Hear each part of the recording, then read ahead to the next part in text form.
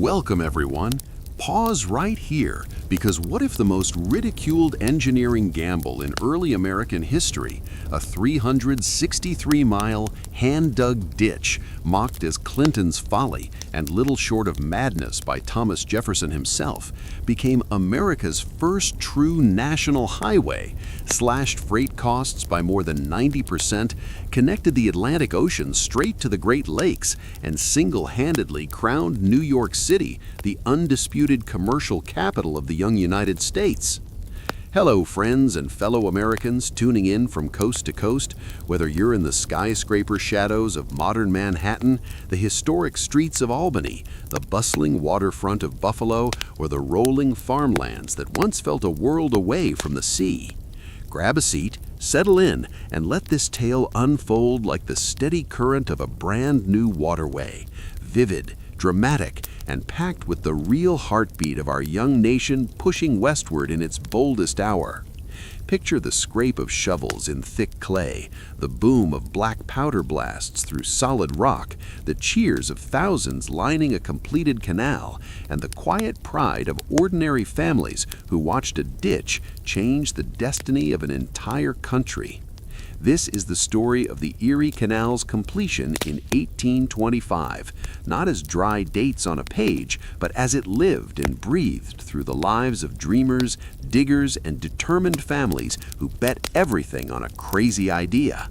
It's a tale of skepticism turned triumph, of backbreaking labor that forged a superpower's backbone, and of how one visionary waterway accidentally made New York City the premier port of the Western Hemisphere while opening the heartland to the world. Let's step back together into 1817. The morning sun blazed across the flat fields outside Rome, New York on July 4th, 1817, as a small crowd gathered around a freshly turned patch of earth. Nathaniel "Nate" Barlow, a 30-year-old former flatboat man from Albany with calloused hands and a stubborn streak inherited from his Revolutionary War grandfather, stood shoulder to shoulder with hundreds of other men holding picks and shovels. Governor DeWitt Clinton himself had come to turn the first symbolic spadeful of dirt, and the air hummed with a mix of brass band music, patriotic speeches, and skeptical murmurs. Clinton's Ditch, some called it behind their hands, a 363-mile-long, 40-foot-wide, 4-foot-deep canal that would somehow climb over hills, cross rivers on stone aqueducts, and lift boats through 83 locks to connect the Hudson River at Albany all the way to Lake Erie at Buffalo. Most folks thought impossible. Thomas Jefferson had dismissed the whole notion years earlier as madness. Federal help? None. The state of New York was going it alone with $7 million, more money than anyone had ever imagined spending on a single project. But Nate, who had spent his life poling slow, expensive flatboats down the Hudson, saw something that doubters missed, a chance to turn his struggling family's fortunes around and give his children a better future bigger than the muddy banks of the river. Nate had left his small farm and his wife Eliza just 2 days earlier, kissing their 5-year-old son Tommy and 3-year-old daughter Rose with the promise that the wages, $10 a month plus whiskey rations, would buy them a better life. Eliza, ever practical, had packed him a bundle of cornmeal, salt pork, and a spare shirt, whispering, "Just come home when it's done, Nate. Don't let that ditch swallow you whole." As the crowd cheered Clinton's shovel biting into the soil, Nate gripped his own pick and drove it deep into the earth. The work had officially begun. Little did he know that 8 long years of sweat, mud, disease, and sheer Yankee ingenuity lay ahead, years that would transform not only his own life, but the entire destiny of the United States. The first months were pure chaos and backbreaking labor. Nate and the other 9,000 workers, mostly local farm boys, a growing number of Irish immigrants fresh off the boats, and even a few freed black laborers, attacked the easiest middle section first, from Utica to Montezuma, where the land was relatively flat and free of major obstacles. They worked from dawn to dusk with nothing but hand tools, oxen, and raw muscle. Trees had to be felled by axe, stumps yanked out with ingenious new machines the workers invented on the spot, stump pullers powered by horses walking in circles. Swamps swallowed men up to their waists, mosquitoes carried fever, and the summer heat turned the Canal prism into a steaming soup of mud. Nate's hands blistered and bled, but he kept swinging. At night, the workers camped in makeshift shanties along the line, sharing stories around fires while barrels of whiskey kept spirits from sinking. Word spread fast. This wasn't just a ditch, it was a national gamble. No railroads existed yet. Overland wagon freight from Buffalo to Albany cost a staggering $100 per ton and took weeks of jolting misery. If the canal worked, that same ton could float for a fraction of the price in a matter of days.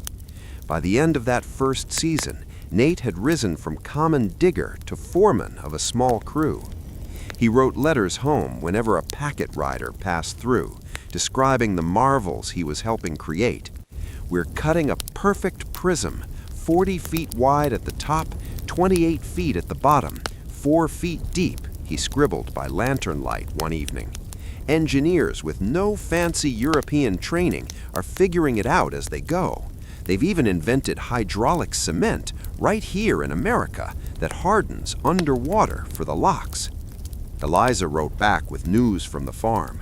Crops were decent, but prices were falling because everything still had to crawl over bad roads. Tommy was already asking when Papa's big river would be finished so they could all ride a boat together. Winter brought new hardships. The ground froze solid. Workers shifted to cutting timber for locks and building temporary shelters. Nate returned home for a brief Christmas, thinner but fired with purpose. He sat by the hearth with Eliza and the children, sketching crude maps on paper with charcoal. "This canal will be the first national highway," he told them, eyes shining. "Not built by the Army or the President in Washington, built by New Yorkers with our own hands. It'll link the Atlantic clear to the Great Lakes. Goods from Ohio and Indiana will float straight to our doorstep instead of rotting on the frontier or going down the Mississippi to New Orleans." Eliza listened, half believing, half terrified. The family's savings were almost gone. If the project failed, they'd lose the farm. Spring 1818 brought fresh challenges and fresh hope. Push westward into thicker forests and eastward toward the Mohawk River. Nate's crew tackled one of the first major aqueducts, massive stone structures that would carry the canal high over rivers and valleys. They blasted through rock with black powder, learning to drill holes by hand and pack charges precisely so the explosion opened a clean channel instead of collapsing everything. News from the political front was mixed. Skeptics in the legislature still called it folly, but toll projections looked promising. Engineers Benjamin Wright and James Geddes, ordinary Americans with no formal training, were solving problems no one had ever faced. They designed locks that could lift boats 50 feet in a single flight at places like Lockport, carving a staircase straight through the Niagara Escarpment. Nate watched in awe as a test section filled with water for the first time. Boats glided smoothly where wagons once struggled.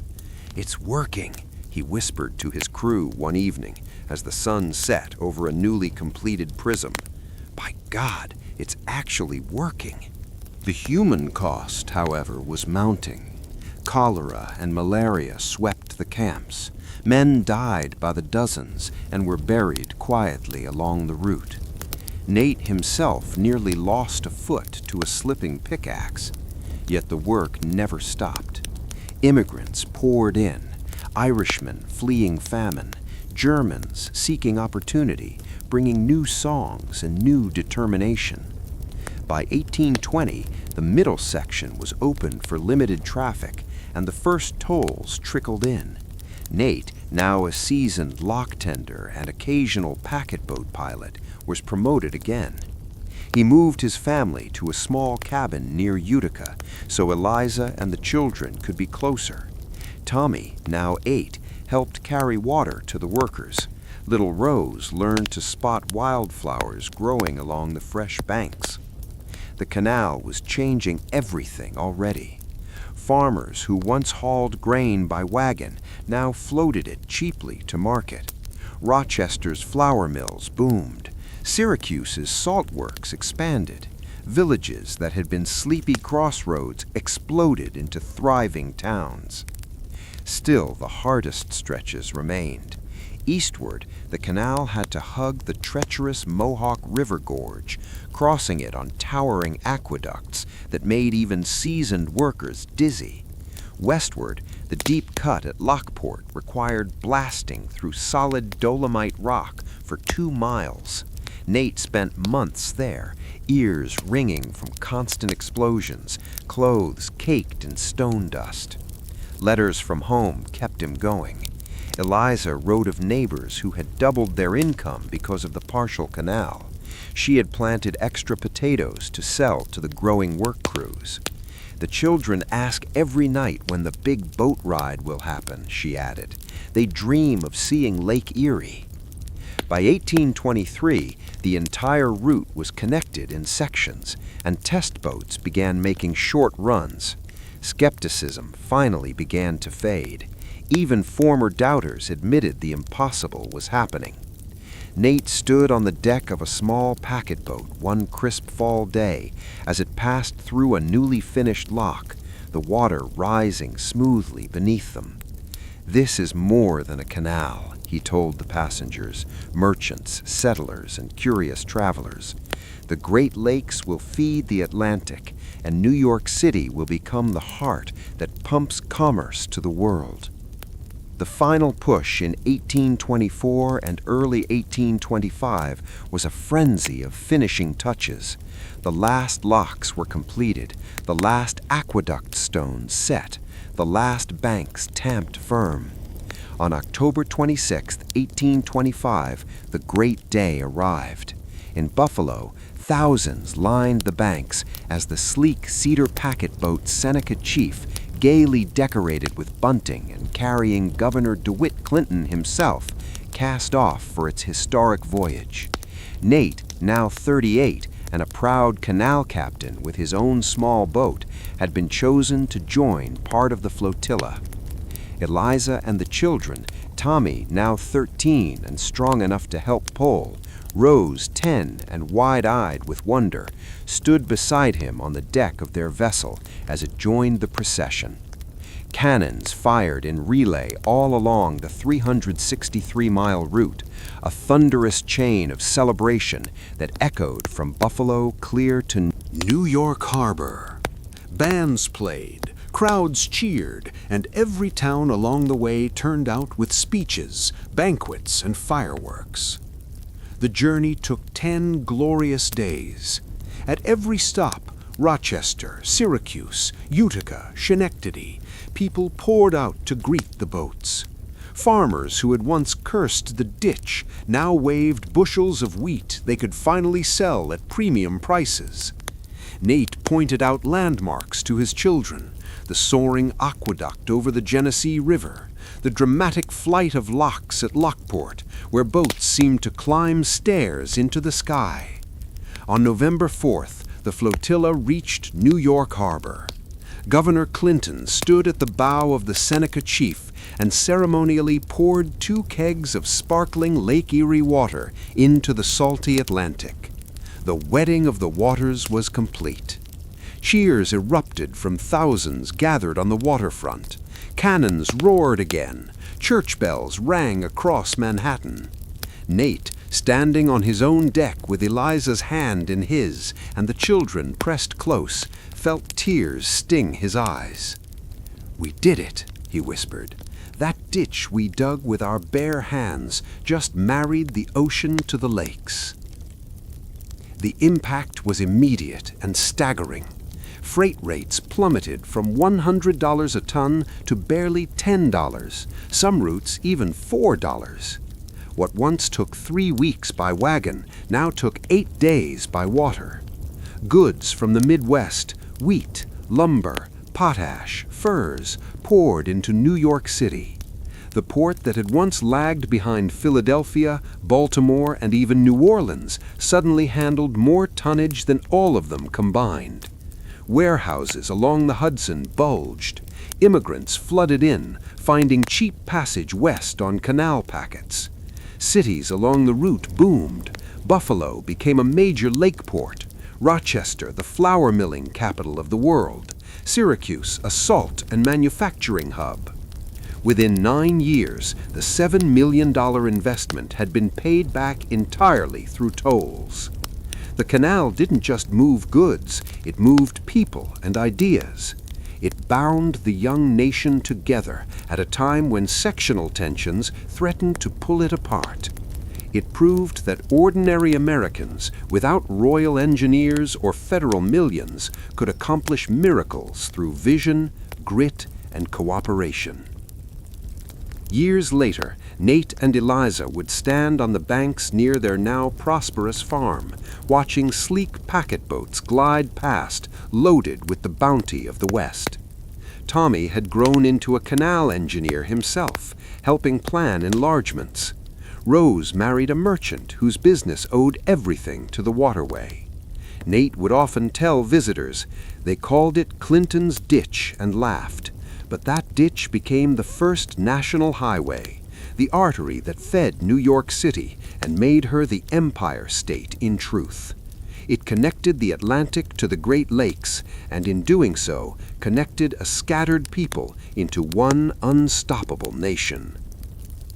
And so, dear friends, as the waters of history still flow through the locks of our memory, remember this chapter, not just as engineering triumph, but as the quiet revolution that helped make us who we are. A hand-dug canal proved that American ambition could reshape the continent itself. The Erie Canal's completion in 1825 didn't merely open a waterway, it opened the future. Now, I turn to all of you watching or listening. What kind of story would you like next? A tale of daring revolutionary heroes?